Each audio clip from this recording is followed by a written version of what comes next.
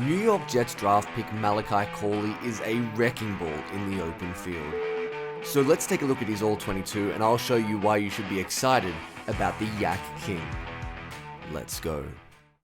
What is going on, everybody? It's Luke here from Play Like a Jet, and we're back in the film room with another All-22 breakdown. And this morning, we're taking a look at the New York Jets' 65th overall pick, Malachi Corley. The dude is an offensive weapon. He's not your traditional wide receiver. I can understand the Deebo Samuel's comps. He gets motioned into pony. He's utilized everywhere up and down the line of scrimmage. You can use him in the backfield, but he's just so explosive after the catch. There's a reason he calls himself the YAC King. But my player comparison's a little bit different. It's Isaiah Pacheco if he were a wide receiver. He wants to get in the open field and run you over. So let's take a look at this explosive after catch ability. First snap, top of your screen, Malachi Corley in the stack. Have a look how he gets the ball on the backside of this RPO and just flattens the corner, the breakaway speed and acceleration, and takes it to the house for a WKU touchdown.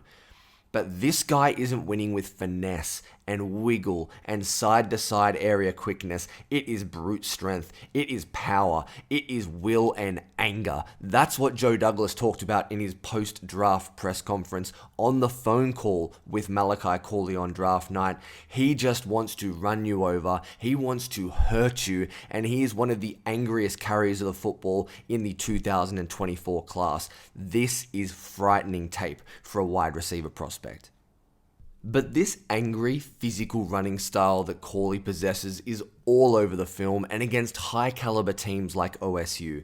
This time aligned to the bottom of the formation. Have a look at Corley just receive this screen, one-on-one in space with a defender, and bang, he flattens him once again. He is so physical out in space.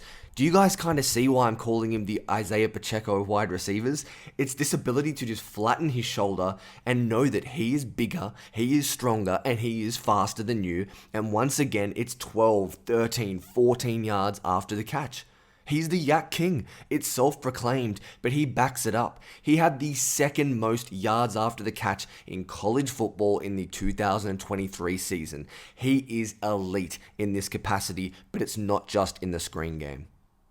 Now, I want you to cast your mind back to the 2000 and 2010 Patriots. They had incredibly explosive slot receivers like Wes Welker and Julian Edelman. How did they get them open? Drag routes, rub routes. Have a look at Corley when you give him an opportunity to catch the ball in space, to get that motor running. The balance after contact. Guys, it is so difficult to not only break the first tackle, like Corley does 9 times out of 10, but on this occasion, with nowhere to go, down the sideline, defender closing in, the ability to keep your balance, to stay on your feet and keep your legs churning. Now look, again, he doesn't get open through his own capabilities. This is scheme. I understand that. I know that's a concern with Nathaniel Hackett, but things like screens and drag routes and rub routes are a staple of every NFL offense. Give this dude 5 to 7 opportunities every single week and he will take it to pay dirt.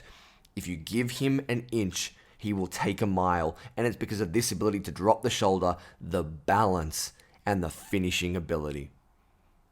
But it's not a one-off, guys. We know that. This time coming from the slot number 2 left-hand side of WKU's formation. Similar thing. We've got a little rub route. Gets the space. One defender to beat in the open field. It's speed. He beats him to the corner with that acceleration, and he breaks the arm tackle with physicality. I'll recap it one more time for you.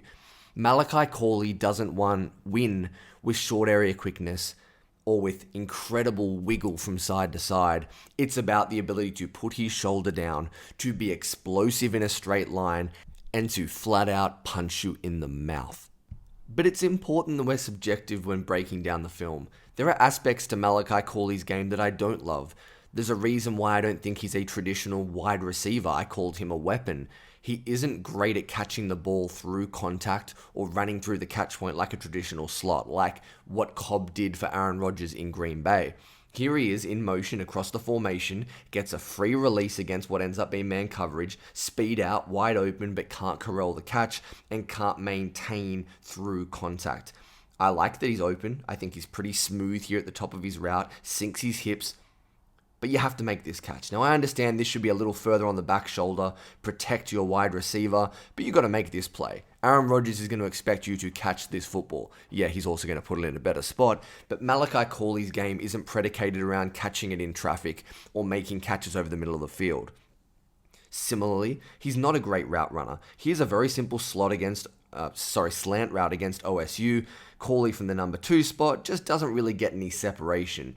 The corner's in his hip pocket, he's able to play through with the long arm, and it's an incompletion on 3rd down.